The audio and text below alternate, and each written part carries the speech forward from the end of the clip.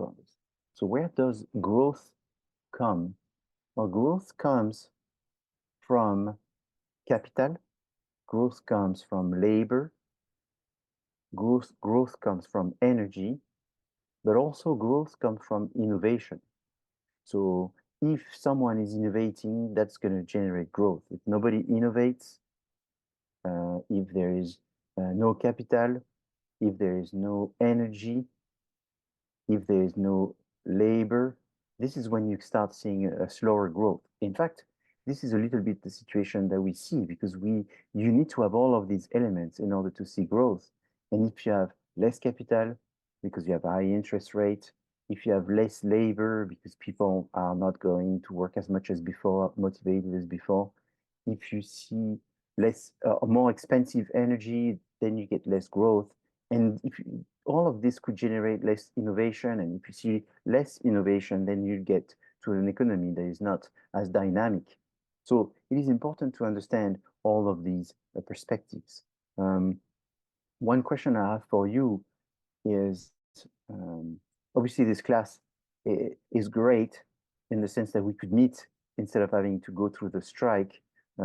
What I did is I didn't want to let you hang in there, so I did create, I think it was a video that was about an hour and a half talking about all kinds of subjects. So maybe you've already seen that.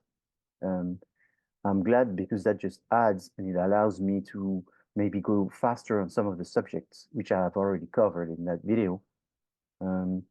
This class, I actually have been teaching it since the beginning. So this is my 11th year teaching this class. I was there at the very start. So I've enjoyed teaching this class. I've been a teacher since 1995. So that's been quite a long time. And I've been teaching in different countries, different continents, undergraduate, postgraduate. And my specialty is marketing. And within marketing, you'll see there's other specialties.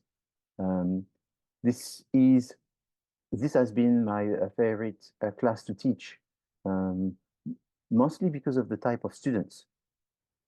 The type of students that I teach this class are usually people who are creative. And to do marketing well or better, if you're creative, it's better. It makes it more interesting. It makes it more fun to teach. It makes it more realistic. But to do well in marketing, you also need to be very organized. And there is some kind of organization and skills that are required. And the more you have this, the easier it becomes. So it's a balance between creativity and organization, communication skills, and all of this. By far, the hardest thing in the project that you will be working, I think the number one hardest thing will be actually to coordinate your effort with your team member. Because if a lot of people talk about inclusion, but they're not really happy to listen to someone else's point of view. And so in marketing, we love to listen to point of view. We are, it comes to marketers to be naturally a good marketer, a sincere marketer. He comes naturally to be inclusive because that's the whole point is you're not in business for you, but you're in a business to serve someone else's needs.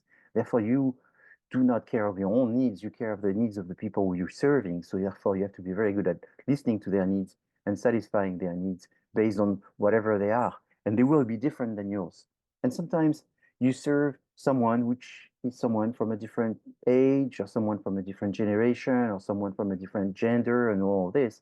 And it doesn't matter because you're trying to understand what they want and give them the best of what they want and to keep the business rolling. So being open-minded is very natural for a marketer.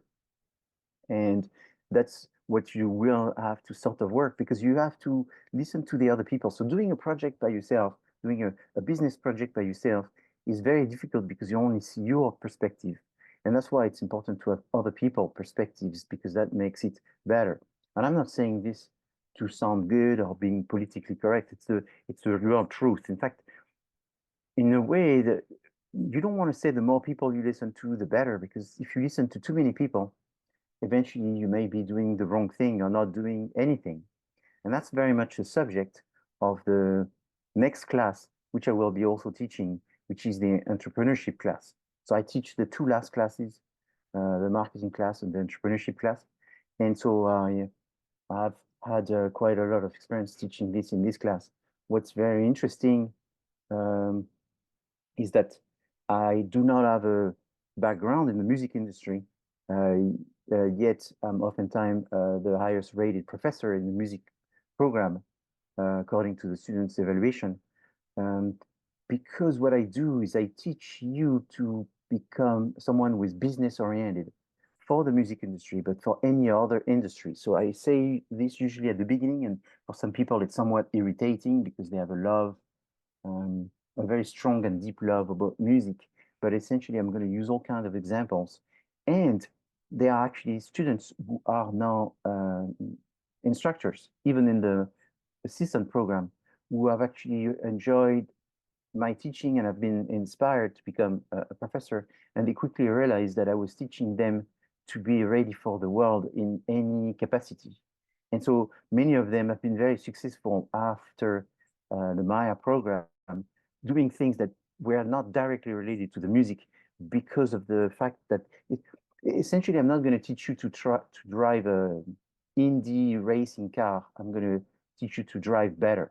And if you drive a four-wheel drive or Indy or Formula One, a go-kart, eventually all of this is going to work. And that's really what it is. It's this Swiss knife position and foundation that I'm going to try to bring to your education. And so, do you have any questions before I jump in further into that? No. No, not yet. Okay, excellent. So, something that I want to talk about is CSUN. I joined CSUN in 2000, and the university has tremendously changed. The university is becoming more prestigious, more recognized, getting more accolades, getting higher reviews, higher ranking.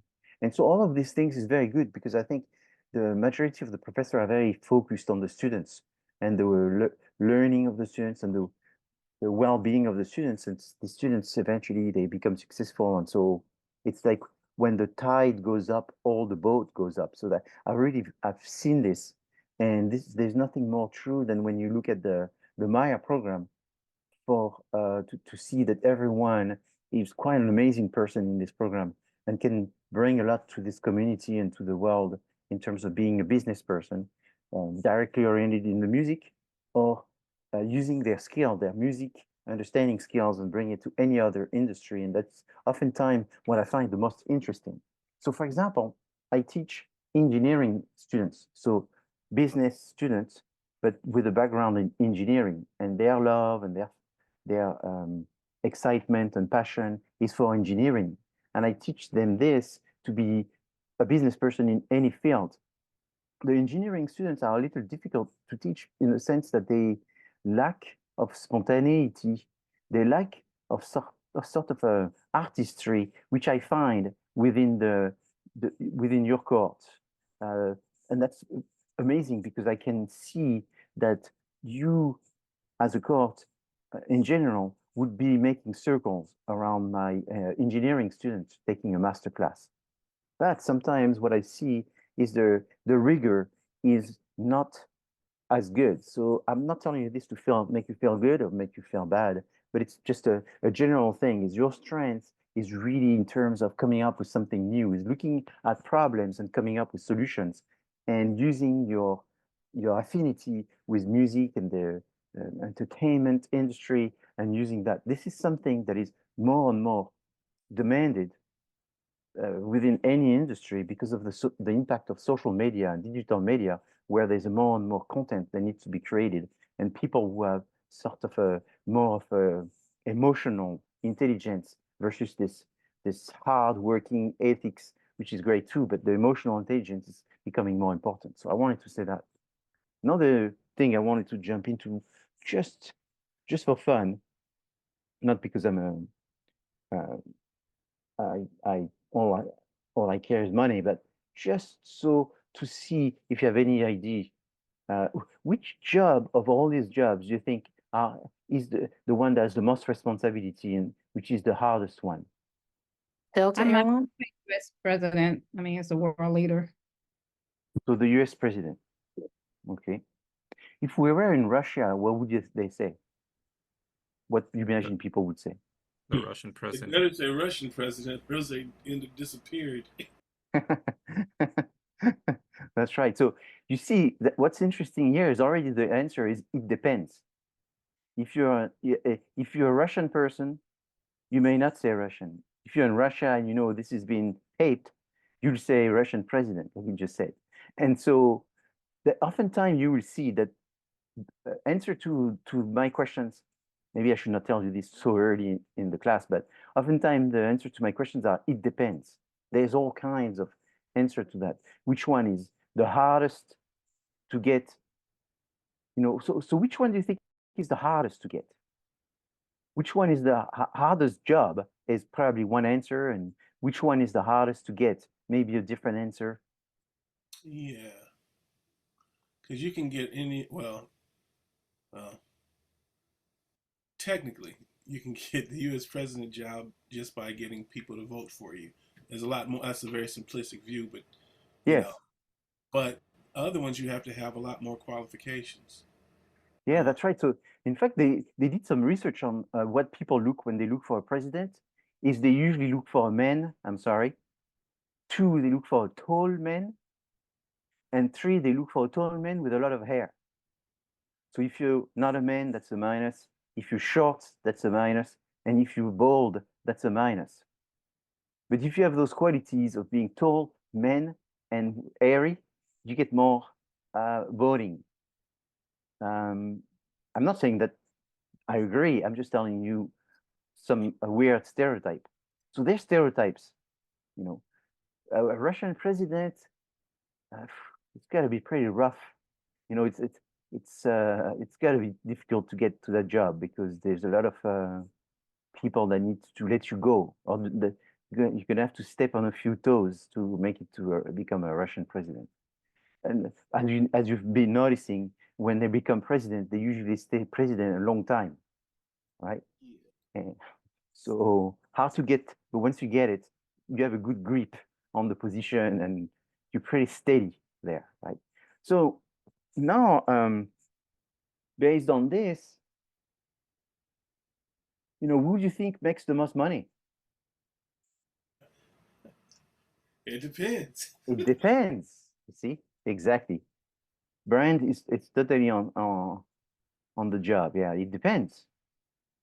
Depends on what. Political connections, whether you're doing it legally or not legally. Yeah, You know, or what we consider legal. What's legal? I mean, if you're in a position of power, you know, is it illegal? There's a bunch of presidents who don't feel it's illegal if they're doing it. that's right. So it's salaries. What do you mean in terms of monthly salaries? Like, or are you talking about eventually their bank account becoming bigger? It's different things, right? I mean, there's a lot of American presidents who started, they were pretty not very rich, and now they are multi-millionaires. In some way, we should all wonder how did they manage to do that. But anyway, that's a different question. And you can see that in different countries.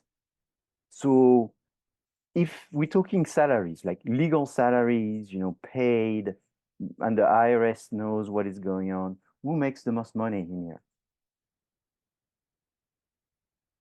Most of those CEOs make more than a president because I think it's like 174,000 or something. I'm sorry, no, that's a senator. I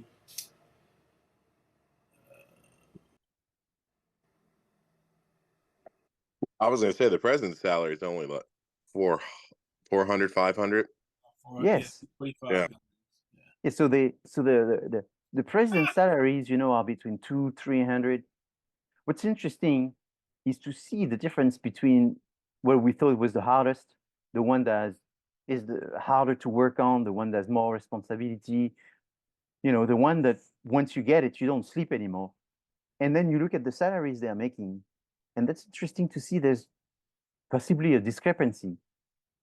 So then people would say, yes, but when you become a president of a country, you're a civil servant, and you're doing it for the grace, you're doing it for the beauty, you're doing it for the community, and therefore you should accept a much lower salary than if you were a GE CEO and maybe a Delta Airlines CEO. I mean, you could take your little calculator machine and look at how many times you can put the French president in a Delta Airlines CEO salary. And then maybe one may wonder, why are these people not too happy making so little, and they eventually find a way around that to make a little bit more? Well, because they spend the entire day talking to these people who make 10 times more than they make, 20 times more what they make. They actually have this position. So it's very, very difficult. And I'm not saying this has nothing to do.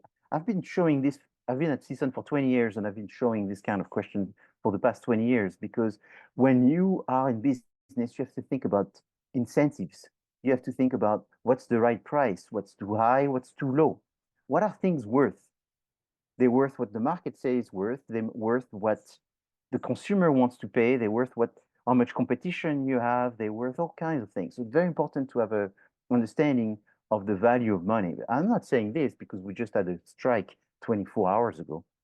What do you mean? Well, I mean, obviously in the strike, I know there's some professor, they are a little upset that a CSUN professor would make $100,000 when a CSUN president would make 300, or a CSU president would be making $1 million. So you'll have the CSU president that makes 3 times what the US president makes. Sometimes you may be wondering, how could this be possible?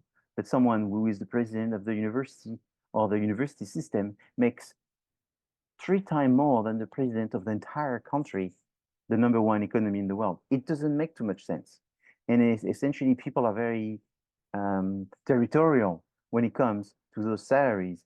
And, you know, there was a lot of those discussions between people on the picket line, as you can imagine, is what's fair, what's not fair, and all of this. For the most part, I would say that it is very difficult to look at the law from the perspective of what's fair or not fair, and to look at business from the perspective of what's fair and not fair.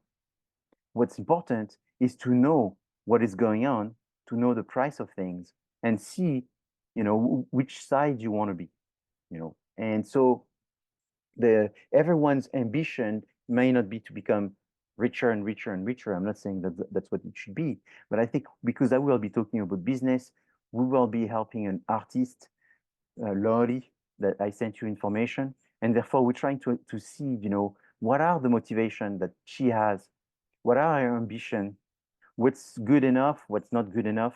And so thinking and talking about money is not a dirty thing when you talk about business. That was the point I was trying to make. I'm a business teacher. I've been teaching in multiple universities, and I know that there's not too many professors of business that talk about that. And I think that's an issue. So there are many different things that you will be graded on. And I actually want to review them very quick before I go further. All of these things. So I'm going to go through the syllabus. Disappear. Okay, so I'm going to go through the syllabus to look at that. Oh, it was here. Oh, yeah. So it takes a little bit of a while to see those different things, but I've broke them down into what you do as an individual versus what you do as a group. So as an individual, there's going to be 3 random attendance for this class. And so I'm going to take the attendance from the Zoom session, and who came to these random attendance will get 1%. So that's easy. Then there's 2 mini quizzes, which are at the beginning of the class from 6:30 to 8 at 2 different dates. You can see that in the schedule. We can look at it in a minute. And so those are worth 12%. Each one is worth 12%. And then there is an individual paper that is worth 2%, and you're going to do 4 of those individual paper. And so these are the easiest thing, because it's just a 1-page review. And what it is that there is groups that are going to be making presentations. And those groups who are making the presentation just have to make a summary of the presentation. So as a group, when you're presenting, you just summarize what you'll be presenting, and it doesn't have to be perfect. The reality, and I'm just being honest with you, is all I look is for just a one page that mention what has been presented. So when group 1 is presenting, group 2, 3, and 4, each individual that are not presenting will just listen to the presentation and then write a little summary of what they heard and then upload it to Canvas. It doesn't have to be perfect. It just needs to be 5 lines, 10 lines, something basic to show that you've paid attention to the presentation that the other group has done. And then when you are presenting, you can do the same thing. You just make a little summary of what you presented and you just upload it. So everyone has something to upload. What's the average success on this? A. Everybody gets an A. Nobody fails this. It's just a question of uploading something. So that's not a threat. Everyone is okay. Just don't forget to upload it and come to class. No. So any question on the individual parts so far? No? Okay. So then the group. So then there's 4 presentations that you're going to do. And these presentations are helping you prepare for the final presentation. So as an example, there is, you will have to present the work that was already presented by a previous cohort. So I already assigned the name of a client that a previous cohort has worked on and produced a presentation. And so it's Matus, Andre James, Nick Washi, and then there's another one, Alex Ritchie. So each group has a client to present. When you're going to present this client, you actually did not do the 2-month work preparing to present this client. I'm actually giving you the presentation. I'm giving you the PowerPoint, and you should also find in Canvas the video of these people presenting, I believe. And so that way you get an idea of what they're saying. And the idea here is trying to put your feet in someone else's shoe presenting a client and having to sort of figure out a way to present it as if that was your job. So the exercise with this is it's a little bit like when you are teaching someone music and you say, hey, here, there's a song from Elton John, some music from Elton John, learn the scale, learn the music, and play Elton John. This person is not Elton John, but they're pretending to be Elton John, okay? So that's the same thing here. You will sort of pretend to be this team, and you're learning as doing it, as learning from what someone else did. Okay, so that's not very difficult. It's not easy either. And it's the hardest is for the people who do it at the beginning. As you will see towards the end of the class, people are becoming more and more amazing in their presentation because they've seen other people present. So the benefit of this is that by rehearsing presenting someone else's job, you learn. And by seeing other people presenting someone else's job, you also learn, and that improves your skills for making your own presentation of your own client for your own semester. So that's sort of the idea behind this. This has worked extremely well. The students now and then have not complained, but said, oh, this is not that easy because really we don't totally understand the situation and we have to make a lot of assumptions and all this. Yeah, well, some people find it easier and some people find it harder. But as a group, if you communicate and all this, you should be finding some kind of balance in order to present someone past work. Then there's the concept. So that's called the client case. So past client presentation. The concept presentation is I will give you a concept, something like inflation or the metaverse or whatever. And you have to talk about this concept and present this concept in sort of entertaining way and a critical way where you present it from what you think is the good side of it, the bad side of it, what you learn by learning about this, what could it be used, and coming up with a creative way of presenting it based on your own personality and the personality of your group. Why would we do that? Well, the students ask why. The first two presentations, the students ask why. Once there's two concepts, two groups that presented the concepts, there's a lot of people that start figuring out these concepts are teaching you to think outside of the box, to think in a different way. They are maybe challenging your way of thinking, your traditional way of thinking, because these concepts are very, can I say,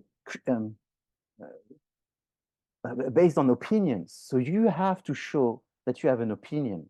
It's important that you are good at debating and having multiple perspectives on a single concept.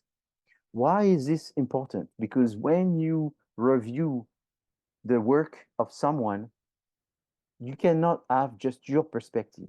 You have to develop multiple perspectives. And if you're in a group, you naturally have multiple perspectives because there's multiple people. And so you develop multiple perspectives on a concept. Developing multiple perspectives on a concept is a lot easier than developing multiple perspectives on an artist. So it's like a half job of an artist, and it's preparing you to do sort of the same thing with an artist. So all of these assignments, those two assignments, are very much preparing you to do it for the artist at the end. So it's like almost like an orange when you have different pieces of the orange. Instead of me teaching you to prepare to present all the pieces, I actually get you to do some training on some of those pieces of the orange, which makes it much more easy to eventually develop the skills for the artist at the end. There's got to be a reason why students really like this class, and they really like this class because they are being challenged, but in a way that is reasonable, and they're learning something, so they feel like it's not just hard for the sake of being hard. It's hard for the sake that the difficulty they're facing is helping them learn and prepare themselves better for their future. That's really what the essence of this class is. Then there's a marketing practice. So what I do is I give you a case of a presentation that was done on something that has nothing to do with music. In fact, it has to do with honey, bottled honey. And it was done by students in the past. And it was a really simple project. And they've done an amazing job coming up with what's called opportunities. And so this is a group presentation where you will, and it comes early and you all do it the same day. So in a way, it's more fair because when you're doing the client case presentation, there's people that do it earlier in the class and some people that do it later in the class. I'm totally aware of this, and therefore I'm more lenient for the people at the beginning than the people at the end. I take this into consideration. But for the marketing practice presentation, which is on a Saturday, everyone will come on that Saturday and present. This one, it comes earlier on average, and it's just the exercise of presenting a client. So here the client's going to be very easy to present, much easier than a music artist like Lottie, which will be more complex. And presenting the problems and presenting the solution. All of these, the problems and the solution, are already inside the PowerPoint that I will provide you. And they are already inside the video of those students presenting it, so you can get a feel on how they present. Now, what's very important, and I'll say 2 times, so that way I cannot be told I didn't say it. So the PowerPoint I give you and the video that you're going to see of these people doing it in the past are only there to guide you. You may adapt the PowerPoint to your liking and make some arguments in addition to the arguments that I'm providing you and that the students used in the past. Which means that you can change nothing or you can change everything. All that matters is that you are able to make this presentation as good as you can and learn from the different bits and pieces while you're making the presentation. So what usually happens usually happens is the first group doesn't take much initiative and present it pretty much the way it is. They use the same PowerPoint, they use pretty much the same arguments.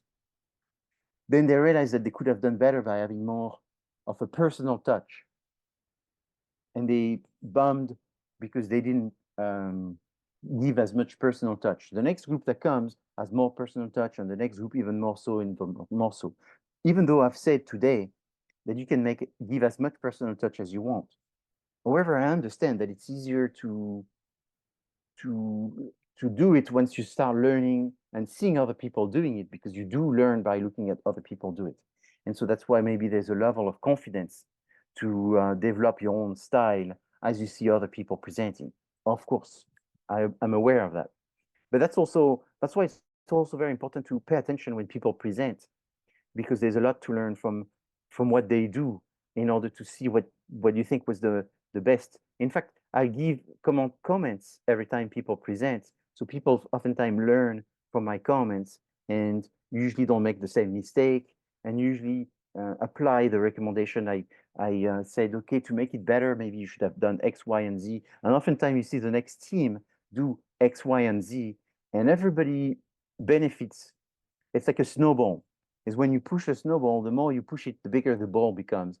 And that's essentially what happens to most students in this class between today and the March 16, which is on the day of the presentation. But then I can tell you one thing. I mean, it's that's what the students say. The students, when it's the end of May and they present their entrepreneurship project, they say, "Oh my God, we had no idea in January." That's one of my most exciting things, is to see people say that and look at the camera and they say, "Yeah, no, that's just this. We had no idea in January what we were getting ourselves into, and this has been great because I understood the process." It's like a journey. It's a big journey, and you have to sort of embrace it, because it will benefit you if you embrace it and if you have a positive attitude towards this. So that's what I'm recommending. And then finally, and that's why it's 45%, that's the presentation of the client on the 16th of March. The reason that the percentage of the other presentation are so small is because I do not want you to feel threatened, any threats from the earlier presentations. So the earlier presentations, some people get it right away, and they do extremely well right away. And there's some people, they do better and better and better. And so therefore there is nobody that deserve an A that don't get an A in this class. If you deserve an A, you will get an A. And this has been very, very consistent. I'm very proud of this. And the administration can see that, is that the people that were the top students eventually did well. The top students sometimes have a hard time, because in this situation, you cannot, there's not a lot of replication. The work of Loli is not a replication. In fact, more and more students are using Google to write their reports, and even better than Google, they used ChatGPT to do their report. ChatGPT does not know the future, cannot write a paper about someone that they don't know, that they have not interviewed. And it's not possible. Maybe someday those those AI will be able to help those kind of projects, but at this time it doesn't. So you have to come up with it. And so that's why, in a way, it's very democratic, because even if you've been an A student all your life, when you eventually come to this class, there's a moment of balance, because it's okay, now you have to produce something, and it does not exist. The recommendation for Lottie and what you should be doing in the next 2-3 years, it's gonna have to come from you, visualizing, organizing the plan for her to develop her trade, her skills within this time period. Okay. Now, do you have any questions on this? So Pretty. No, I yes. don't have. Yeah, no questions. That's pretty clear. It's pretty clear. So what I'll do, if you don't mind, I'm going to jump on the syllabus because I want to show you so you can find this again explained in those yellow section here that says what's the quiz, what's the client case presentation, you know, the concept. So it's written in there. But what I think is the most the easiest thing to follow is to look at week per week. So for example, this week there's nothing that is due this week beside getting ready with questions to ask Lottie on Saturday. So there's nothing else. So how should you do this? I would say you need to think about this as an individual. You know, what question do you want to ask her on Saturday? What do you think? Hopefully you've started looking at her links and all the things that she sent us in order to know who she is, to ask her questions. Then the 31st, so the 31st, the first part of the class is a lecture. And then in the middle, the second part, if you want, we will see group 1 present a past client case, which is matters to the rest of the class.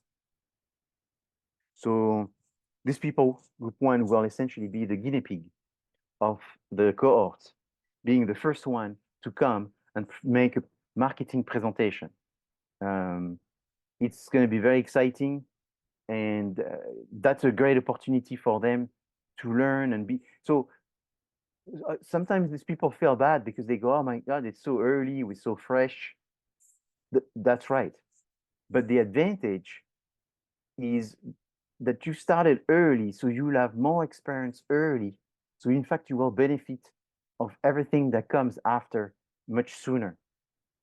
So there's a benefit also of being the first one, which I can try to explain it to you, but you won't see it until you understand that in 3 weeks you'll go, oh, yeah, these people being early was an advantage. But anyway, then we are meeting a few Saturdays. Before COVID, in fact, this class was meeting from 9 a.m. to 2 p.m. Pretty much every Saturday. So this has changed, but that's what I'm trying to tell you. It's not like I'm a crazy person, and it's because there's a lot that we need to cover, and we cannot do it just with just the Tuesday time. It's got to be some Saturday. So this Saturday, the 3rd, it's a Saturday which is sort of a placeholder, which means that that Saturday, because it comes very early, the students are oftentimes happy to have this scheduled, but you organize your own meetings on that Saturday. What happens is there's so many things that are going to start piling up that it's very good that you meet on that Saturday and you work with your groups on some of the things. When do you meet on Saturday? I don't need to know. How many hours do you meet on Saturday? I don't have to know. What it is I just put it in there. It's scheduled, and therefore it's official, and therefore it should be sort of easier for you to discuss with your group. Let's meet on that day since it's scheduled. It's sort of to help you politically to be more sort of committed to meet on that Saturday. But some people may not meet on that Saturday because they met on the Friday for 5 hours and they don't need to meet on the Saturday. I just don't know. But it's right there as a placeholder. It's your life. I can only give you a recommendation, and at the end of the day, you know, you decide how much you want to learn and succeed and all that. That's got to be your responsibility. So it's right there. Then the 7th, so there's another class. And then the group that comes is group 4. But this time, they don't present a client, group 4. They present Arthur Schopenhauer and Stanley Milgram. And they're going to talk about these two concepts. These are authors that I don't think anyone knows. In the class every year, nobody knows about it. And then the group that come and present them, they go, how we didn't know, I don't know. We should have known. I mean, Arthur Schopenhauer is one of the most famous economists, and his specialty in economy is talking about entrepreneurship and innovation. So he's one of the most famous in the world. But for some reason, most people don't know. That's because maybe people don't know what they should know. So there's a few things I try to inject in this class. So learning about Schopenhauer. So the people presenting are going to learn more than the people listening, but the people listening, eventually they have to write up 1 page of what they heard from the group presenting. So they do pay attention. So it's not an active, passive type of learning. Everybody's somewhat active by listening to this presentation. And then group 2 will present Andre James. So Andre James was actually the client that we had in cohort 10 last spring, 2023. So he was a rapper, Andre James, which was the person that was selected by Vove. Vove is the record label for CSUN. And so this class is going to have 2 presentations. And I'm also expecting maybe a rough draft of your SWOT analysis. So that way I can see some SWOT, and I will give you back the SWOT as soon as possible. When it's on Wednesday, you know, I'll give it to you on Thursday, because when comes that Saturday, then we have a full presentation on that Saturday. And it's the one that's called the Valley Hive. It's the HONEY presentation. You do not have to come for the 3 hours there. In fact, you will only come 45 minutes. What do you mean? You will only come as a group. So group 1 comes from 9 to 9:45, then they go away. Group 2 comes from 9:45 to 10:30, then they go away. Okay? So it's not the whole morning. I'll be there the whole morning, and I won't have a break, because I'm going to have group after group after group after group. So you'll have a break, I won't have a break. You'll have 45 minutes, I'll have every group. So you don't have to, the only thing is group 1, it's 9 o'clock.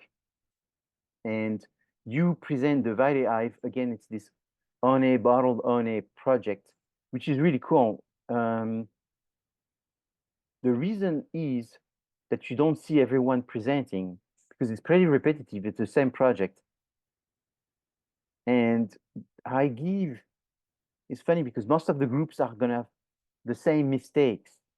So I repeat myself a lot about the recommendation. So the first group, after 2 groups, will be very bored. So therefore, I'm only focusing on the group. I'm just being efficient with your time by not hearing repetition, and this class becomes a bore. Your group comes, I focus on you, only you speak. Another thing is the students, you know, makes a number of mistakes. You know, maybe there is a little bit of self-consciousness in this presentation. And so it's better to keep this self-consciousness within the group. So only the group gets to learn together and improve together, versus having the whole class listen to the group and listen to my recommendation and all that. So I found that this is much more efficient to have it this way. And students, anyway, they prefer to be on Saturday 45 minutes than 3 hours. I think everyone would agree with that. Any questions so far? Then the 14, the Wednesday, the 14, you come back, and the first hour and a half is the quiz. So it's going to be in Canvas. So it's very simple. You come at 6:30 directly to Canvas, not to Zoom, directly to Canvas. And then from 6:30 to 8, you do your quiz. And then at 8:05 or whatever, you come in Canvas, and then, in Zoom, and then I finish the class with the information that I want to talk about during that day. Okay, so first Canvas, do the quiz, then come to class. And then the Saturday that follow, it will be sort of the same as the Saturday before, but instead of doing it on the Valley Hive, this time your presentation is on Loti.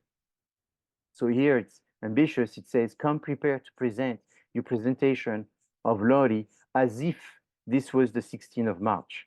So you see, that's 1 month before, but I want to see where you are, you know, how far you are in presenting? What are your strengths and weaknesses of the presentation? And here's the same again, 45 minutes each group, and the next group comes and all this. All of this teaching that I've done, it's not something I've done, I'm learning to do, I'm doing for the first time. I've pretty much done this since the first cohort. And that's what has made a big impact to the students, as far as they say, and as far as they have been mentioning after even graduating and so forth. Because I'm sort of modeling you to prepare you for the next class, for the entrepreneurship class.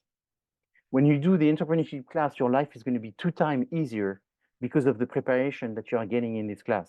So these are 2 different classes, but to be a good entrepreneur, you have to be a good in marketing and marketing presentation and so forth. It's like you cannot do Shark Tank if you haven't done finance and marketing and production. So that has to be done before. And so that's what we're doing here, preparing you for the big picture. Okay. Then the Wednesday that follows, we have 2 groups presenting different concepts, different clients. And then we have the client coming back on the 28th of February.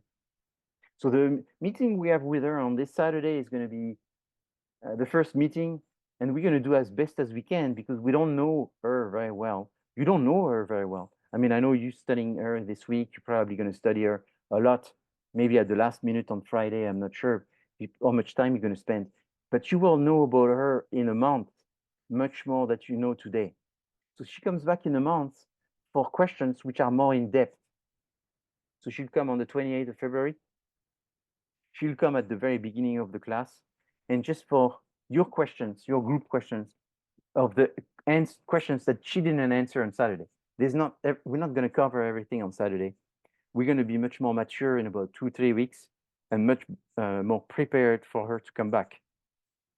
We can't have just one. We could say, oh, let's have one interview in 2 weeks. We can't just do that. So we have to have one right away at the beginning and one after, when we get a little bit more savvy and knowledgeable of her market or music genre or her style or ambition and all these different things. When she comes on Saturday, so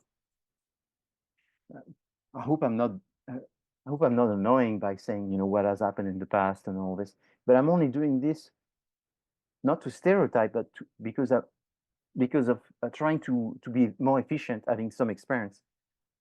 Usually the client is sort of shy on the first meeting. Usually the students are shy on the first meeting. Meaning you shy, they're shy, and therefore we can't go much in depth in really understanding her dreams, understanding who she really is and what she really wants to do of her life, her ambition, her true emotions. Obviously, you know, it's hard to get this on the first interview. We almost never do, to be honest, get it on the first interview. But I feel like saying, as a miracle, we get it on the second interview. So that's why we also have to have 2, because the first one doesn't go as deep as I wish. And the second one, they can see that we're working very hard. We have good intention. Your questions are a bit more precise, requires a deeper thoughts. And so you will see what I mean when you will see the presentation from, you know, there was Andre James, Madus, and all this, because the students had to come up with pretty cool stories and scenarios for the artists. And so that didn't come from taking a shower and coming up with creative shower ideas. It came from doing research and really thinking deep about this client. All right. So all the things I'm telling you now is hopefully exciting you to realize that there is a good foundation in all of this, that all of this makes sense. This is real as it gets when you're working with an artist. It's very deep. It's structured, but it's not structured like we're writing, I don't know, codes. You know, it's not mathematical structure. There's things that happen sometimes faster, sometimes slower. You know, we're dealing with human and social things. We don't know. So then next week, again, we have more presentation from the different groups, the things that didn't present. Then the following week, again, we start with a quiz from 6:30 to 8. Then at 8:05, you jump back on the Zoom, and then we finish these with very short meetings there. Team 1, 2, 3, 4. It's only 15 minutes meetings. And the reason it's only 15 minutes meetings is because then we're going to have the Saturday that comes. So that's the last chance we have for you to ask me final questions. So even though it's short, I have to tell you that the first Saturdays, people are not as sharp as they are here. And when they come here, cohort after cohort, I mean, I'm blown away by the quality of the interaction I have with the students. In those 15 minutes, they come and say, we only have 2 questions. They have a PowerPoint. Question 1, this. Question 2, this. Please tell us. We did this. Does that make sense? We want just to polish that. And then boom, to the next group, It's just phenomenal. It's a pure delight to be involved in this because I'm a consultant as well. So I do this pretty much 6 days a week as a consultant. So teaching you to be a consultant and looking for information and seeing the enthusiasm that there's been in every cohort is just phenomenal. And so I hope, I was told that you are a good cohort. So there's no reason for this cohort not to be as good as any other cohort before. It's what's very much expected. And I'm not saying this. There was one cohort that was a disaster, and they were known to be this way. And in my class, they were a disaster, and they were a disaster everywhere. But anyway, but every other cohort's been really amazing. And so you are supposed to perform super in this. Do you have any questions? So it is very important that you keep up with what's due and preparing yourself and not letting being caught by time.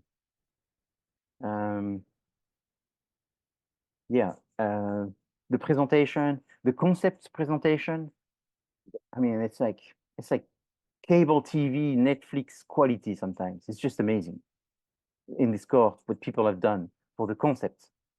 For presenting the past clients, students have struggled with it much more.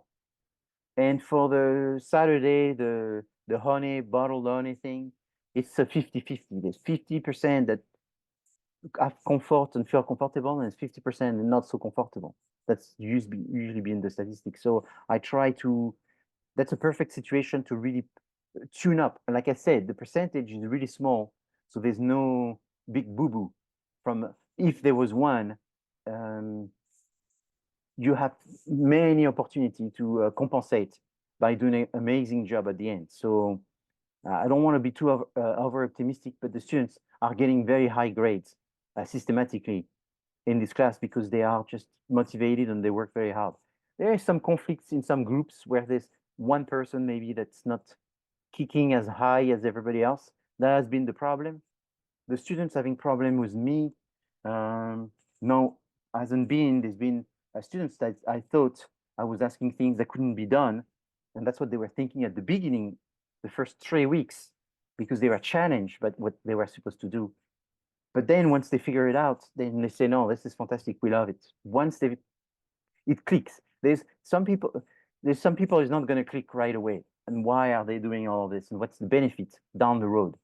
And but I can tell you that everyone understands the benefit by the end of November and say, okay, I get it.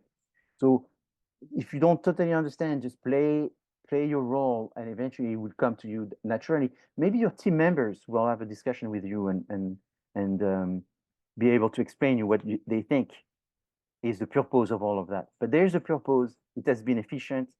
It has been very well received by hundreds of people by now. So there's some validity. I'm just trying to say. And all I'm telling you all of this is to be as transparent as possible. And sometimes this me trying to be as transparent as possible may be perceived as a excess arrogance, which I hope that's not how you're perceiving it. So I just want to say I'm sorry if that sounds this way, but it's very much to try to tell you that, you know, what's difficult doesn't mean it's bad. Sometimes what's difficult is just a thing that you have to go by, and then you learn something from it, and then it becomes more natural, and then you don't even look at it as difficult.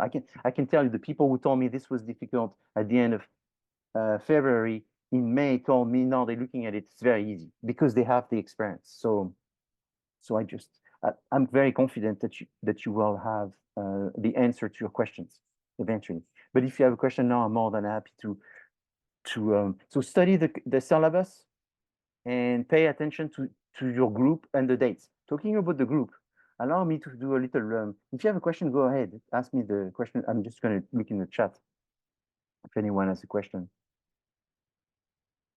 So no question in the chat. And let me just look at Canvas very quick because I'm curious to see if people have been joining.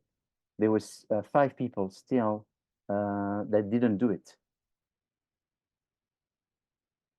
Okay, so we still have 5 people.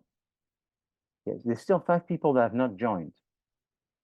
So there's Luis Abad, Alexandra Martinez, Kisara Montoya, Randy Raz, and Saya Simpson.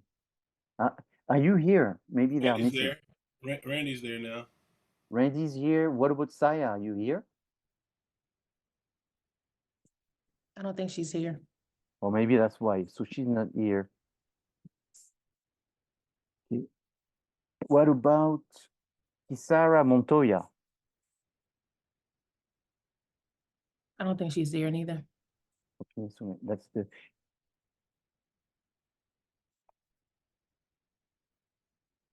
So that makes sense. What about Alexandra Martinez? Are you here? Yeah, I'm here. You're here. So Yeah. have you if you go to Canvas, then you click on people, then you click on MKT640 group. You will see, well, actually, it's going to be pretty easy because there's only one group left.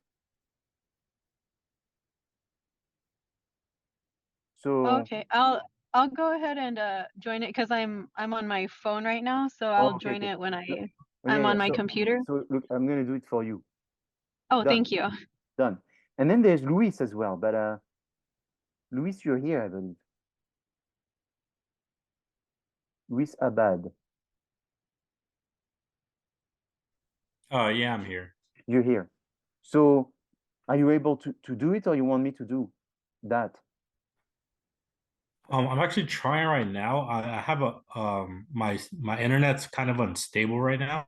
Okay. But if you're able to do it for me, I'd greatly appreciate that. Yes, that's it. Join group 2. So Luis,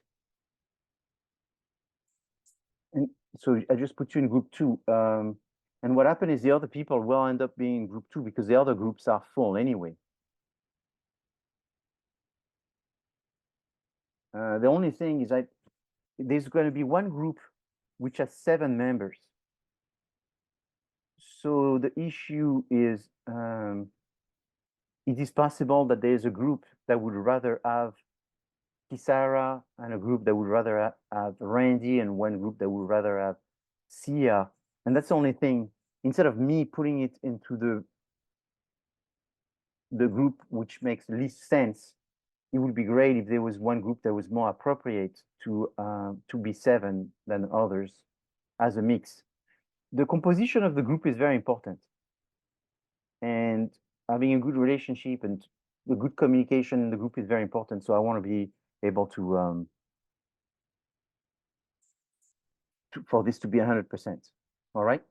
So we'll have the groups confirmed by tomorrow, but right now it's almost 100% confirmed. Okay. Do you have any questions before I continue? Okay. So no questions. Let's continue. So now what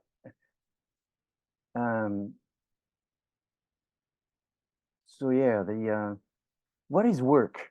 Work is what you define it to be. I mean, if someone says, I want to go for a walk, that doesn't mean they have to climb the Everest. You decide if it's a walk on the beach, if it's a walk, the difficulty of the walk. Here's what's very important is that you have to be very fair and state your objectives and how much commitment you want to give. I think it's fair to share this with the rest of the people. When you make a business partnership, it's the same thing. You make a business partnership and you have to decide how much commitment you're going to put in this partnership. Otherwise, it becomes a bad partnership because maybe one person works too hard or one person is being taken advantage by another and all that. So you have to decide how much hard work you're going to do and how much smart work you're going to do. The combination of success, I believe, is the combination of working hard and working smart by focusing on what's essential. So coming to class, participating in your group, participating in class by asking questions or trying to answer any questions I develop, being on the schedule and really working out in your group is very important. So my job is to give you information, to put you in a situation where I teach you, but you also teach yourself as a group and other groups teaching you. So it's not just a you and I, and you and I way. There's many arrows going between all of the people. And so maybe there's more arrows coming from me to you, but there's also arrows coming from the people in your group with exchange and people from other groups. And it should be at the end, I think it's very important to keep a sense of humor and looking at the process and realizing that the process is making improvements and little by little, you're getting some value, okay? So who am I? I'm originally from the south of France. So I grew up on the French Riviera between Saint-Tropez and Cannes. So this area is on the Mediterranean. It's maybe some of you know this area because they have a very famous music trade show in Cannes, which is called the Midem. Now, we're looking at these shoes, and these are maybe you have a pair of these shoes, Stan Smith, and they cost $50, $75, $100. And then you have this Stan Smith that suddenly you look at it and it's worth $380. What's the difference? There is obviously a difference. $75 Stan Smith, $380 Stan Smith. What is the difference? Is there a difference in terms of satisfaction with these shoes? Well, I mean, you walk and you don't hurt your feet. You walk and you don't get cold. Maybe you run and you run as fast as you can, not slower, not faster. You don't fall. People don't look at you and say, oh my God, you look horrible. So, and essentially the functionality is the same. It serves the purpose and the functionality is pretty much the same. But why would they look the same? Almost the same. And yet there is 300% difference in price.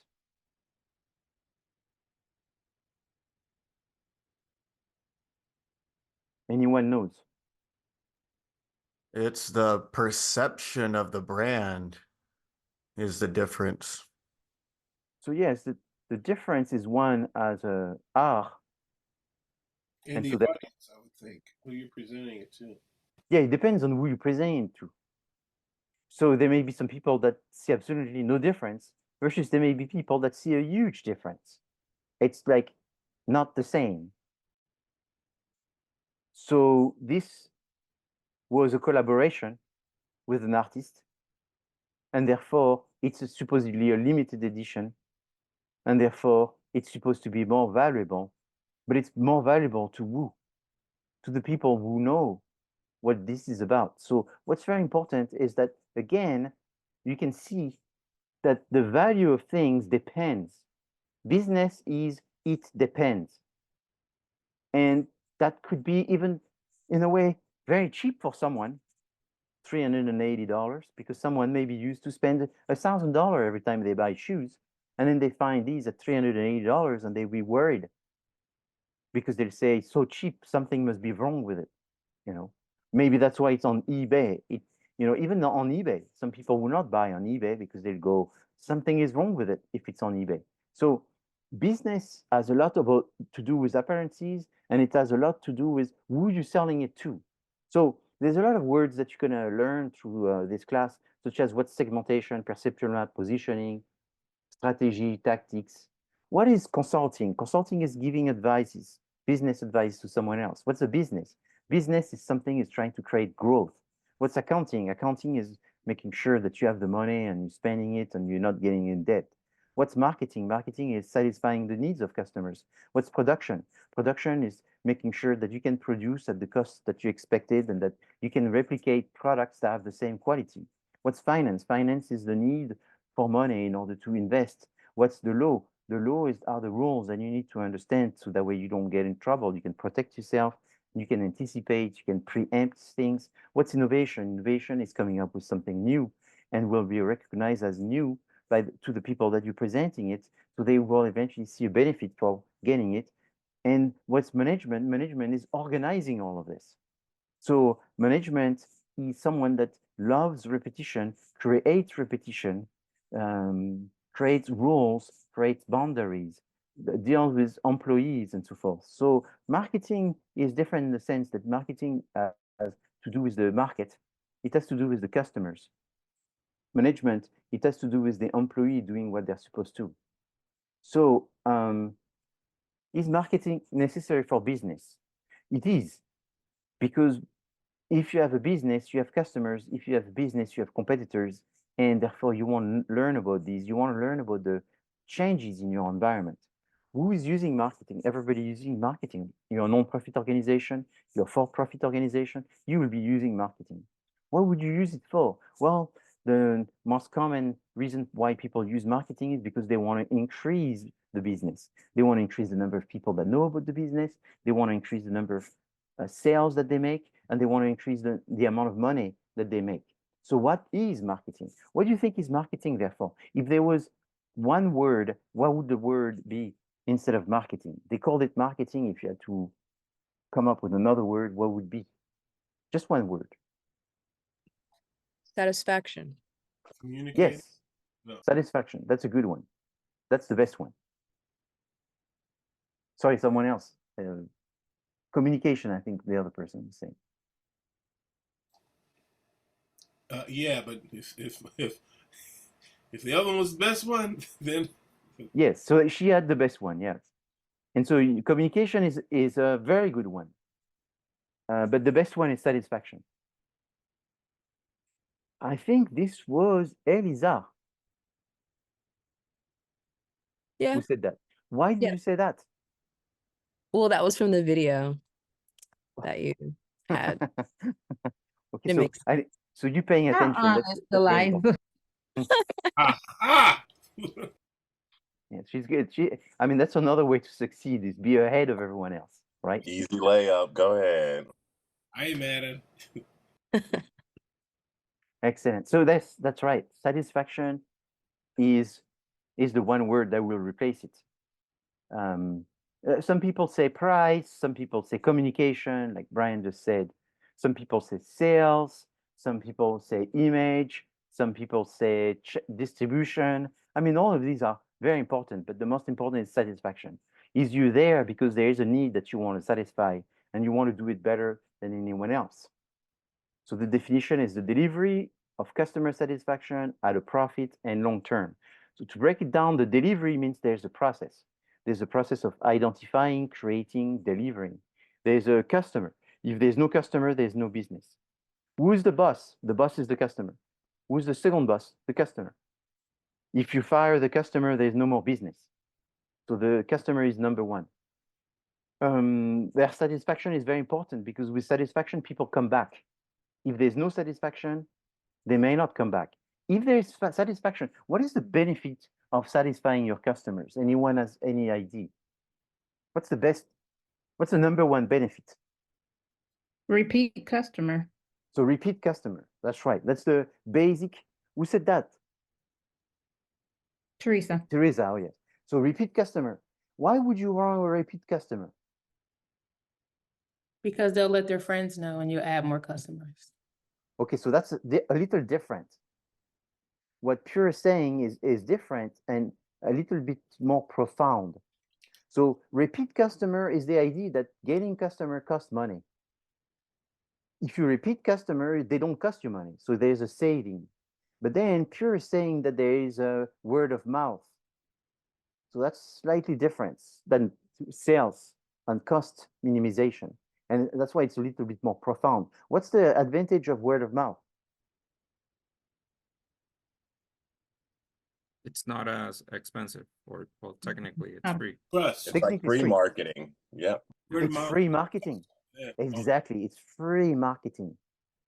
So when you think about it, good marketing, like when someone can come to you and say, "Oh my God, you're the best marketer, you win the medal," is when you don't do any anymore. The customer is doing it for you. So that's the best kind of marketing, is when you spend so much money for sort of controlled, managed marketing to a point that the customers is starting to become the machine that does the marketing for you, and then you can lower your marketing. So unfortunately, you can't lower it too long, because it's only a short, I don't know, second where you could say, "Oh, I'm lowering right now for 1 second. 1 second, oh, okay, I go back." But the idea is word of mouth. Word of mouth is where you want to go, because marketing costs money, and marketing is not as convincing as word of mouth. Word of mouth is the most convincing because it looks legitimate, it looks sincere, it looks authentic. Marketing has a hard time looking authentic. It pretends, it finds ways, it invents. It invents Instagram, it invents TikTok, it invents Vine, it invents Facebook in order to try to look like it is real, authentic, but it's not. Oftentimes, it's not from the beginning. It was invented as a trap, as a web to catch people. And in this web, there's mostly fake, but they trying to. So marketing is never something authentic. It's always controlled. The only thing that may be authentic is when you, as a marketer, make the product that you know is the best for your customer. And you want your customers to discover this and see that you're doing everything you can for them. And then they can see your authenticity in making it great. This is becoming harder and harder because we live in a society that use the term eco-friendly, green. But the last thing businesses want things to be green. They make things to break ahead. They don't want it to break. They want them to have a lot of electronics. The more electronics, the better they're going to look, but the sooner they're going to break. And therefore, they are non-sustainable. And so they love this sustainability on the surface, which is non-sustainable. So, 30 years ago, you buy a washing machine. If it breaks, anyone could fix it. You look at a 15-minute YouTube video, anyone with 2 tools could fix that washing machine. Now you go today, buy a washing machine. It breaks. There's no YouTube video on that washing machine because nobody can teach you how to do it. It's too complicated. Throw it away.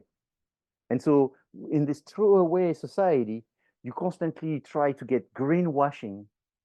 And greenwashing is also part of the marketing. And it's just pretend.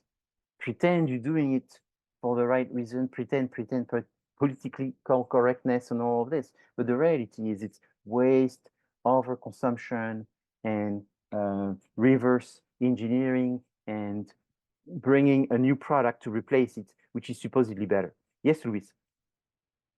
Going back to the washing machine, here at my home, the last time we bought a washing machine, we were considering one of those new digital machines with Bluetooth and everything, all the bells and whistles. But then we started to think ahead and how much money we could save if we bought what would be considered an old machine. So we bought an analog machine because it's precisely easier to fix. We can call somebody right now and it's easier to fix. Most people, if you have a digital washer, sometimes they'll just recommend that you buy a new one because it's harder to fix. Yeah, they recommend you buy a new one. The warranty does not cover them. The older machines, you can find pieces anywhere. Yeah, and sometimes you can bang them and they go back. Mm-hmm. You can just hammer something and it goes back. You can glue here and it goes back. The new one, it's just change the motherboard. And what's the motherboard? It's half the price of a new one. Maybe you get a new one and then you go, yeah, I get a new one because of all the pain of changing the motherboard for 3 weeks. It needs to come from a faraway country. You know what I'm saying? So it's pretend but it just the reality is very different when the reality comes than the fiction, which is the storytelling that was told to people for them to believe. So it's a beautiful part that and you will see that there's a group that's going to come and talk about Bernie's, and right now nobody has heard about Bernie's, and you're going to be blown away when they tell you it's one of the most famous, if not the most famous, public relation master of the past 100 years, but nobody knows about him. So there's a lot of people that we don't know who are actually the most famous in their field, and oftentimes those people, they don't want to be known to be the most famous. Like Bernie's was very quiet, and he was, like Brzezinski for the US government, for example. If I ask any one of you if you know Brzezinski, nobody knows. Then you go on Wikipedia and you find that it's the most important US government employee of the past 80 years. And then you go, how come I don't know about it? Because you don't want to know Brzezinski. But once you figure it out on Wikipedia, then you go, how come nobody talks about him? Well, it is. And so that's the word of marketing is like this, is like tell them what they want to hear as well. That's very, very important. Understand what they want to hear, tell them what they want to hear. And so having the best product is what can eventually generate word of mouth, but it's not automatic, because what's automatic is communication. Like the Super Bowl is one of the most effective way to communicate, because you get everybody on the Super Bowl and you get instant impact, audience impact. But the big problem with the Super Bowl is it's so expensive that it can only be the big companies that use the Super Bowl. So it's a catch-22. It's the most effective, can only be used by the big companies. The big companies absolutely love this. This is their home turf, their reserve. They don't want anyone to get into that. So the social media, that's a way of going around it. But even this is an issue anyway. So what about the profits? What about the long term? The issue of profit is that's one of the bias of the marketing people. The marketing people are so much satisfying the customers that eventually they forget about making money. The more you want to satisfy these people, the more you give and give and you give them and you give them, and it costs you to give them and you make less for giving them.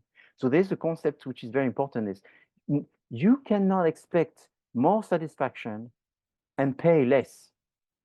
The reality is more satisfaction comes from paying more. So what you do is you are reasonable and you say, I get what I paid for, right? It's like you can't pay for a 30 minutes massage and get an hour massage.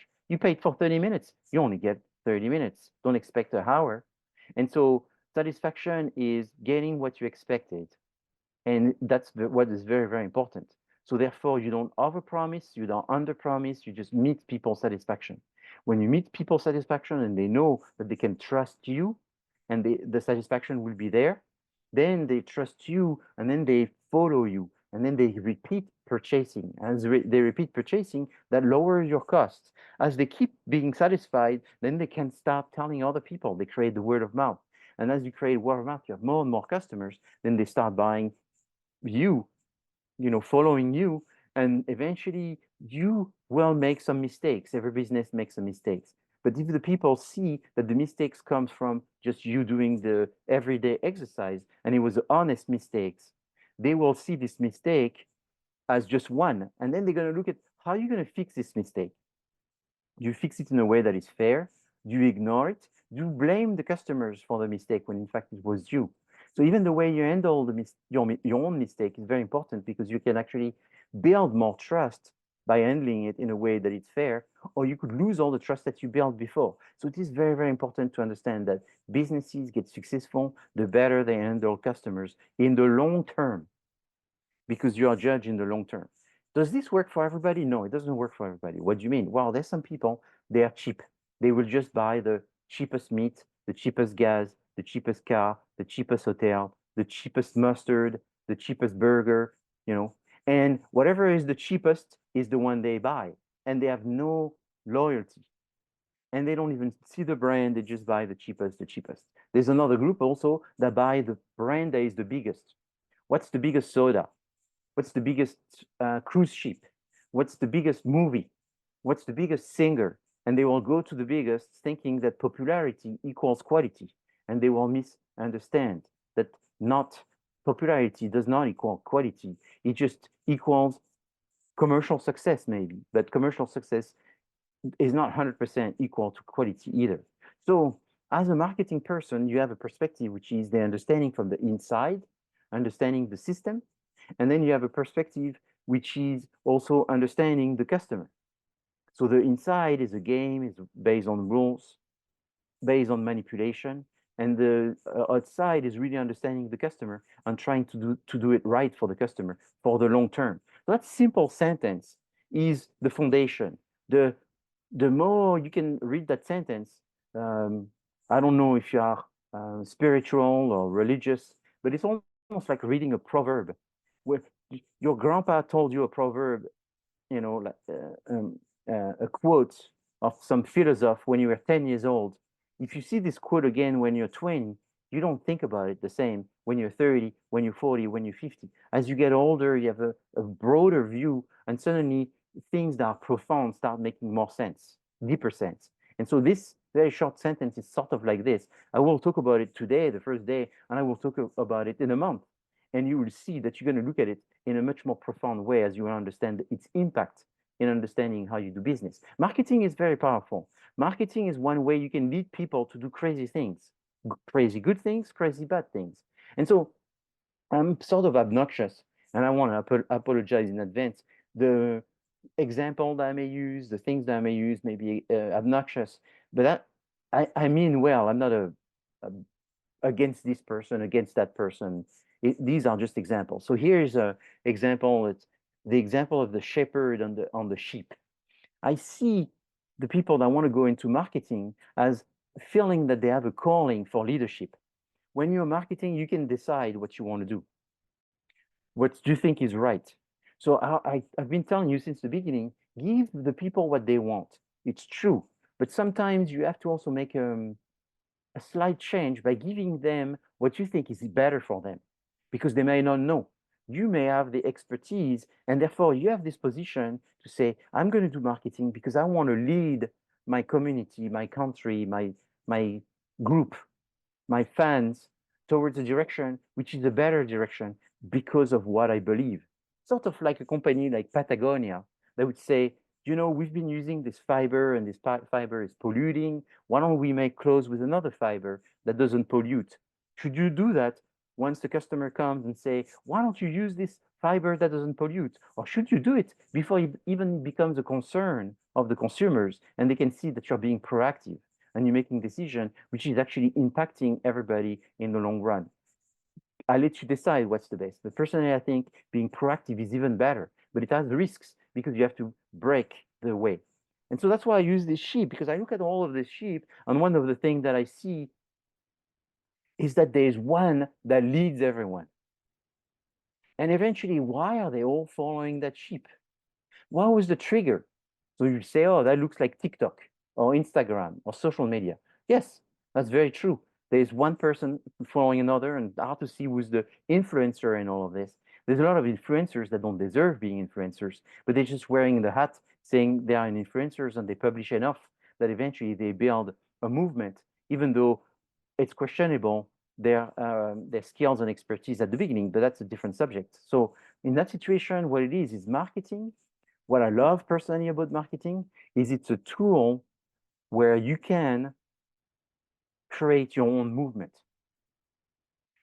I'm going to teach you to create your own movement. At the end of this class, whatever movement you want to start, and that's what we're going to try to do for Lottie, come up with a solution which is creating a Lottie movement, her own movement that's going to give her fans, people that follow her. So remember this, with marketing, you can make people wear a seatbelt if you want to, wear a helmet, join the Navy. You can do a lot of things with marketing. Get to follow a religion versus another one. I mean, if you think about people, maybe you know some religious people, and you ask them their religion, what's your religion? And every time they tell you their religion, ask them a question about another religion. And you will see that no other religion. But if you ask them which religion is the best, they will tell you my religion. It's like someone saying, you know, what's your favorite food? And they say pizza. And you ask them, did you ever eat something else? And they say never. How can you tell that pizza is the best food if you never ever tried any other food? So marketing is so powerful that it can make people believe that whatever is the religion is the best one without knowing any other religion. And that's very, very powerful. But marketing understands people, see people, and anticipate people behavior. They know. They know. It's like, you know, now we talk about those algorithms that those phones that listen to your conversation, right? Those chat GPT that eventually is asking information from you and monitoring your searches and learning how you learning what you know, learning what you don't know. All of this is not benevolent. All of this does not exist in order to only help you. It exists to eventually control you by learning about who you are and being able to control your decisions, and eventually down the road, little by little, create bias in the information that it provides to you in order to follow some agenda. I mean, that's how Google started. Originally, Google, you put a search, you know, 20 years ago, and you would get an answer. Then Google starts monetizing, and people had to pay for keywords. And eventually, those keywords that you paid made you go first or second, and so forth. Now it was not sincere anymore. It was manipulated. And AI is exactly the same. Little by little, the machine is learning in order to serve the purpose of the whoever is behind the machine, controlling the destiny. So the value of marketing is therefore to build some demand, to create some jobs, to create better society with people more satisfied and value for the community. And sometimes it's hard to see. And so here I use this example of Max Mara fur collar. So women absolutely love Max Mara fur collars because they're pretty, they're smooth, they're delightful, they look fantastic. But anyone wonder how they're made? People don't wonder. They just see them. They're not cheap, they're expensive, and they just buy them and they forget about it. But the Max Mara furs are made by using mostly rabbits, and those rabbits are put in cages, and they suffer in those cages, and eventually it's inhumane how they are traded.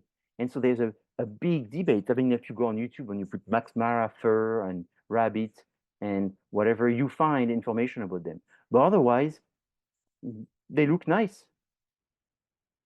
What about fashion and using those little ferrets, or mink, using mink for fashion? It's the same thing. It's very interesting, the mink industry. In fact, have you heard of the mink in the past three years? How much have you heard of the mink industry? Not really. Not much, no. Really. Not much. So the mink industry is very interesting because almost 100% of the mink, no, not 100, but something like 70% of the mink fur were made in Denmark. So in Denmark, they had the biggest mink population in the world. And strangely enough, and this is just a strange coincidence, but one of the second largest, I believe is the second largest, was Italy. And so if you look at the very beginning of COVID, and this is not conspiracy, you will see those pictures. I took those pictures at the very beginning of COVID because I was following the international news. And then I saw that Denmark, which is a 130 years old industry, the mink industry for furs, was closing this industry. 70% of the industry was disappearing during COVID. And then I just used Google and Google Translate, and then I started seeing those pictures. And I was starting to see that the Danish government was demanding that all the factories of mink in Denmark were supposed to slaughter all the mink, 100% of the mink, not 99%, 100% of the mink. So they slaughtered all the mink in June 2020 because they found that the mink was a propagator of the COVID virus. I don't know how much you know about the COVID virus, but the COVID virus mutates. And it mutates by moving in humans or animals. That's a big issue with the COVID. Human and animals, it's transferred, and it mutates the more there is a crowded population. That's why they talked about the bats, because the bats, I mean, on a few square feet, you have hundreds of thousands of bats. So when one bat has the virus, it transmits to thousands of bats within seconds. And that's how the virus mutes, is by going through many different bodies. So what happened with the mink is they were in concentration camps, essentially, those minks in Denmark. And so one mink got the virus, and within minutes, millions of mink will get the virus, and the mutation will happen really fast, extremely fast. Because that's the problem. If the virus doesn't mutate, it's not a big problem. It's a problem, but not such a big problem, because then you can do all kinds of things when it doesn't mutate. The problem is that when the thing keeps mutating, it's very hard to keep up with it. So the government of Denmark, because that's sort of an advanced country, decided to stop the production of mink. So they just pressed on the button and they just stopped 100% this production. What was very interesting too is in Europe, the very center of the starting of the COVID was in Italy, which also had the mink industry. I don't know if there's a relationship. That's my own little wonder. But right now, you put mink industry, you will find this on, I don't know, Forbes, New York Times, LA Times. It's not a big secret. It's just that they haven't talked about it a lot. But it's in every journalist, CNN, everybody, you'll find it. So that industry is gone. What was interesting is what they did is they buried the mink within 10 days, the entire Denmark population of mink.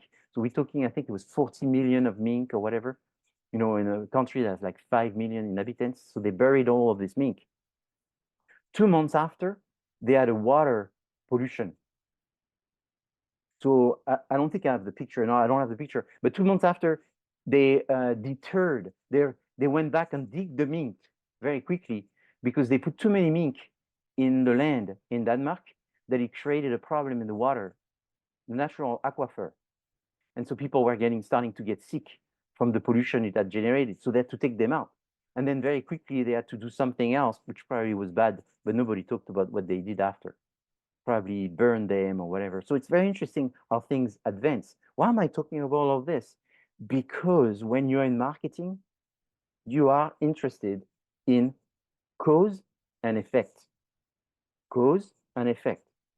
Virus, mutation, mink destruction, mink burial, water pollution, people sick, really deterring them. So it's just like this. To you, when you are in marketing, this makes all sense. And you wonder how the government thinking that this was a solution to exterminate them overnight.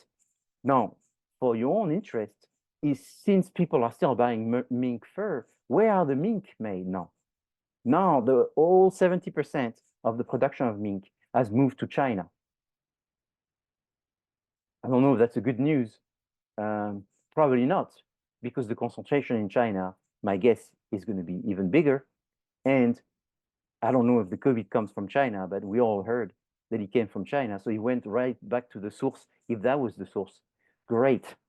Some fun things to look into the future. But anyhow, this is the world that we live in. When you're in marketing, you cannot be someone who live in your black hole.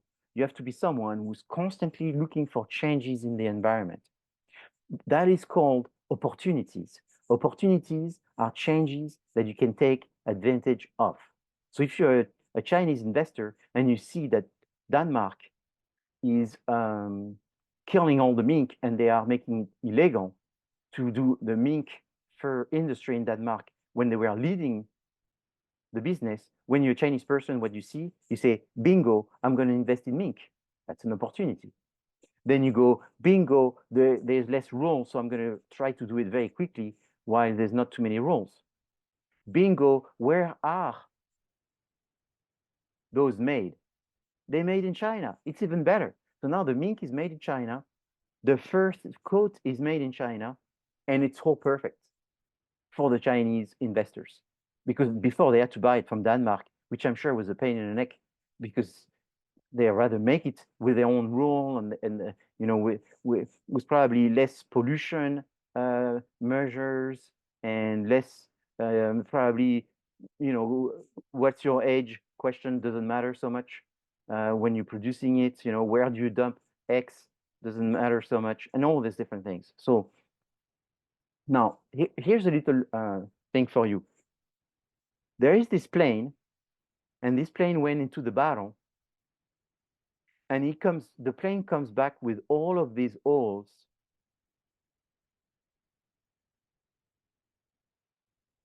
And the question for you is, your planes come back with all of these holes, what would you do next?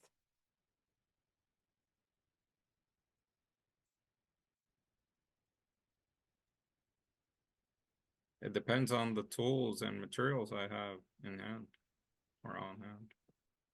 What would you do next as what? As a As preparing this plane to go back to the battlefield. oh, patch the holes. You'll patch the holes. So that's what most people would do. They would patch the holes, they will reinforce the area of the holes. When in fact, when you think about it, it's deeper than that, because if the plane went to the war, got attacked as bad as this, and flew back, it means that those holes do not really Protect, they're weaker. No, it means those holes don't really give a problem to the plane. So it means that you should reinforce the area where there's no holes, because those areas, you don't know. If you get hit in these areas, you don't know if you come back. Protecting the area of the holes is a waste of your energy and resources. Protecting the areas where there's no holes is being good preemption, because that means that you don't know the other area, if they get hit, if the plane will come back. So you have to think the opposite. And that's what's very interesting, is in business, oftentimes, to be successful, you have to think different. So what would Apple was saying at the time, like 20 years ago? Think different. Think different, Apple. Think different, Apple. 15 years ago, what was the main phone people wanted? BlackBerry. Why people liked the BlackBerry? Because it had big buttons. Because when you call someone, you pressed on your buttons. When you send a message, you pressed on the buttons, and that's what people wanted. The last thing people wanted is to press on a virtual screen, on buttons that don't exist. The first phone, Apple had to give away those phones. People didn't want them. They thought they were toys. They are not real phone. Real phone is a phone when you have buttons that you press, real buttons, not a fake phone. So nobody wanted the iPhone. Obviously, now I'm sure more than half of the class has an iPhone. But in 2005, they were pretty much giving them away. But then people started to think different. Why was the slogan was think different? Because that's the problem. People didn't think different. They had to prime them to think different. So that's what happens when the plane came like this. Every time there was a hole, they identified an area that was not a weakness. So they never reinforced that area. They fixed the area, but they didn't reinforce. They always reinforced the other area. And so that was very clever, because most people will think of reinforcing where there's a hole, when in fact you should be reinforcing where there's no holes. And that's what Apple did with the phone, the same kind of idea. People don't want a screen, and they will tell you, I don't want a screen. Are you sure? No. People in 2004 and people in 2024 are not that different. We can now think about the fact that they were crazy. Oh, those people in 2004, they're crazy. No, I love my phone, and all I want to do is press on screens where there's nothing to touch, but it's just virtual. Yeah, but because that's what you do now. But if you were trying to press on a button, you would not want to do that. So every time you do something different, you looked at different, and you maybe classify as different. Every time you want to succeed, you have to be somewhat different. Cannot succeed by not being different. So the problem is catch-22. I have to be different to succeed, but at the same time, if I'm different, I won't succeed. So that's the big dilemma. It's the zone of incomfort. You have to enjoy, cultivate the zone of incomfort, and eventually that zone of incomfort is what you use to build your movement. So the art and science of choosing a target market and keeping, and creating, through creating, delivering, and communicating superior customer value. So that's what management is about, is creating this value for the customers. So a lot of this is inside the other video, so I'm not going to take too much time. Let's see what I can say here. That is. So what's very important that we're going to repeat many times is the SWOT analysis. SWOT, the strengths, weaknesses, which is internal, and the opportunities and threats, which are external. So the most difficult part here that will take the most time, that is probably 50% of the difficulty this semester, is identifying opportunities. If you do not identify opportunities for the client, you won't get anywhere. So what are opportunities?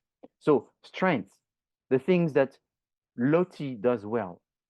Weaknesses, the thing that Lottie is not really good at. That's easy. Most of you will understand this just right now as of today. No need to go further on that, 99%. Now the opportunity is the complicated one, is the condition in the environment that you can take advantage of because you're good at. So for example, you say, I want to do a sport where I can make a lot of money. So then you say, well, what are your strengths? Well, I'm 7 feet. Oh, 7 feet? Well, you could do basketball or you could do volleyball. But then you look at the opportunity. Basketball, you can make a lot of money. Volleyball, you can't make a lot of money. So then you say, I'll do basketball. It's that simple. It's looking at your strengths, looking at the opportunity that you can take advantage of. There will be multiple opportunities and you pick the one that is the best. The concept is simple. Identifying an opportunity for Lottie is going to be very difficult. The threats are the conditions in the external environment, so it has nothing to do. It's just the world. Remember, I was talking to you about cause and effect.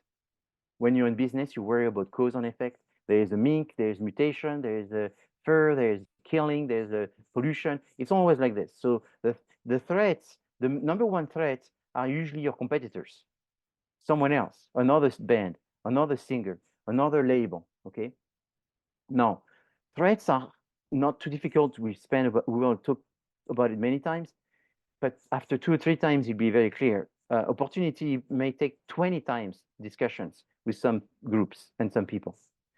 So that's the one that is big. And so that's why I have a repetitious thing that says, opportunity are not what you're going to do. Opportunity are not what you're going to do. Opportunity are not what you're going to do. Opportunity are facts, changes in your environment that you can take advantage of. Here's an opportunity sample. Opportunity is to sell more organic chicken.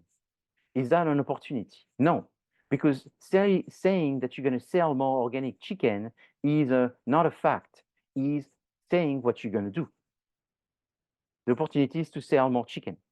The opportunity is to sell more electric cars. No, that's not an opportunity. That's saying what you're going to do. So what's the opportunity? Here, the opportunity is that people want more organic chicken. People want more organic food. People want healthy food. So because people want healthy food, I'm going to sell organic chicken. So the opportunity is the fact that they care for organic. If people don't care for organic, you're not going to sell, it's like, I'm going to sell chicken. What else? What could I do to a chicken? I'm going to sell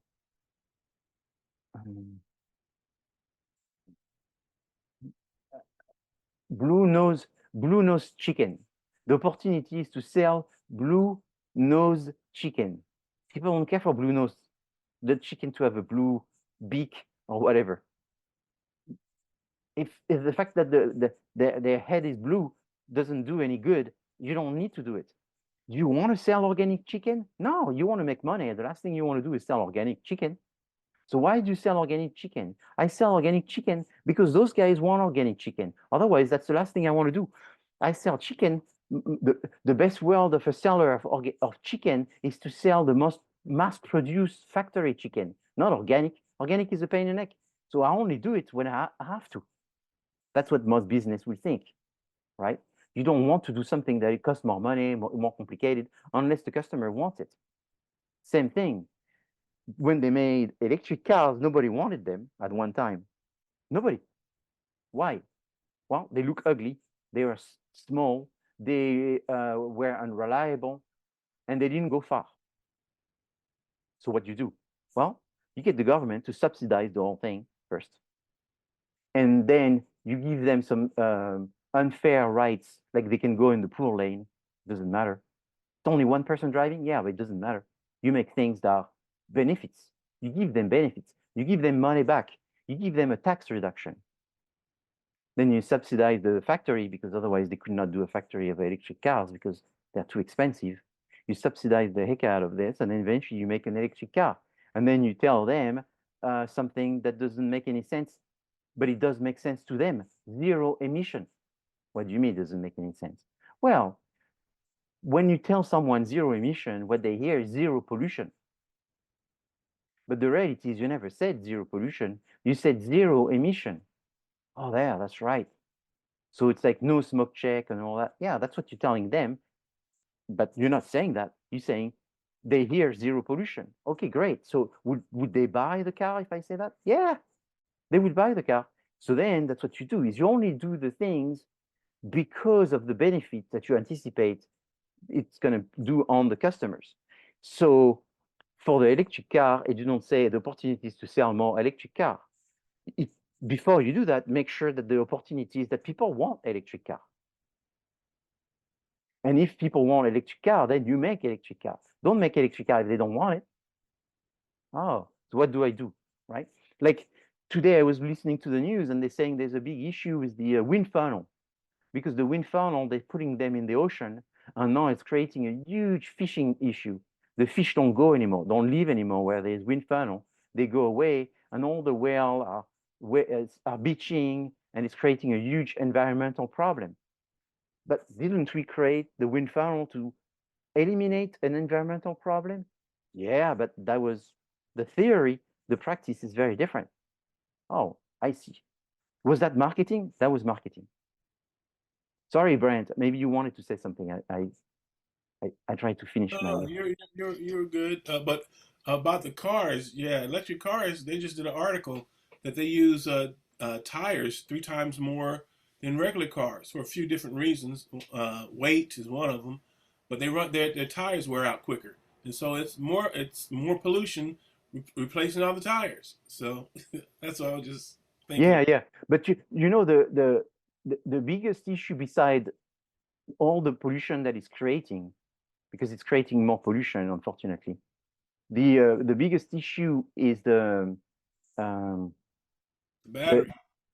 The human factor. The human factor is the biggest issue. What do you mean? Well, to make those cars is you need rare minerals. So since when something that is using a lot of rare minerals is sustainable? I mean, we're making a car that has diamond and gold and platinum and cobalt. So that's what you're using to make the car. Since when this is sustainable? And in addition, most of those minerals comes from 2 countries in the world, in Africa. And those 2 countries are mostly using children in order to collect those minerals. So then when you look at it, is it good for the air? Yes. Is it good for the energy? Let's say yes. Is it good for this? But then is it good for the human environment? Meaning the way people are treated and the fairness and in fact, that slavery in Africa is going up. You know, pretty soon it go back to the worst day of slavery.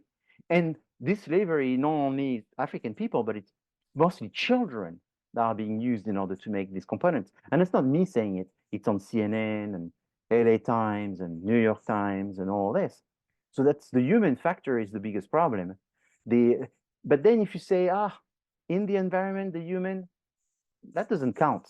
What counts is the flowers, the cows, the white bear, but the humans, there's too many humans. I mean, if there's a few that go away, it's okay. If that's the concept of the human factor not being as important as the other factors in the environment, I guess electric cars are okay. But the problem is oftentimes they don't take this into consideration. And obviously they don't take consideration, like I think Luis, you told before, is when you buy these cars, a lot of people don't know how to fix them. And when it's time to fix them, you have to remove huge components on them. You know, I mean, the battery is a big issue. It's like half the cost of the car when you have to replace them. And so there's the theory that sounds good, and then there's the practice, which is what really happens. It's like telling someone, oh, why don't you buy a phone, and in 10 years you still be good. And in 10 years phones are bad. They don't last that long because you have to do the software update, and then they don't even give you the software. And then when you try to put the apps, they don't work anymore with the software that you have inside, and the software doesn't work anymore, and they don't have enough space for the new software. So since all of these electric cars have so many software inside, this doesn't work. Like the other day, I found that, actually I have them right here. I was organizing this. I have some floppy disks with data from 20 years ago. And I have also some CDR here. And I don't know how I'm going to retrieve the information that is inside because I don't know who has a floppy disk to help me extract it anymore. I don't have it anymore. So maybe I'm just going to toss those floppy disks because I can't use them anymore. So the problem is when they do the same thing for the medicine. For the medicine is they create medical products which are based on atoms which they create with a 20-year patent. So for 20 years, whoever created this new antibiotic, this new antibiotic is protected and only can be used by this company that created it for 20 years. In 20 years, they have no more protection, so it can be produced by anyone. So usually the people that produce the medicine these days are in India. So then it was costing $80 when it was under the patent. Then when it's produced by India, it costs $1.20. It's a huge difference. So now that it costs $1.20, the big pharmaceutical company, the one that are sponsoring the whole health system, have no more incentives to use the old medicine that they used to tell us they were the best one. They want us to use the new medicine, which is supposed to be the innovation, the new technology. But the reality is they've created now, because this has been going on for almost 200 years, they've created 10,000 molecules, medical molecules, that only had a lifespan of protection of 20 years. So eventually they have to tell you, this one is the best, the new one is better, the old one is bad. But the reality is innovation in medicine doesn't go as fast as that. So oftentimes the molecule that they've created is actually not as good as the previous molecule, but because it doesn't have a patent anymore, they have to promote that one, and therefore they have to make sure that the other one doesn't circulate as much anymore. So this expiration, this program expiration that is created in the world of consumption today is a big problem in our societies. And so when you're in marketing, you have an ethical role to play because you actually sort of lie a little bit too many times by pretending that what you have that is new is better, because that's the only way you can grow. That's how I started the class. I was telling you, how do you grow? You grow by capital, you grow by labor, you grow by energy, and you grow by innovation. Is the innovation really better? I don't know, but I'm going to make them believe that it's better. That's my role as a marketer. At the end of the day, that's why there's some companies that have some problems, because they can see that this is sort of a fake world that is being created around us. All right. So I've said a lot of things.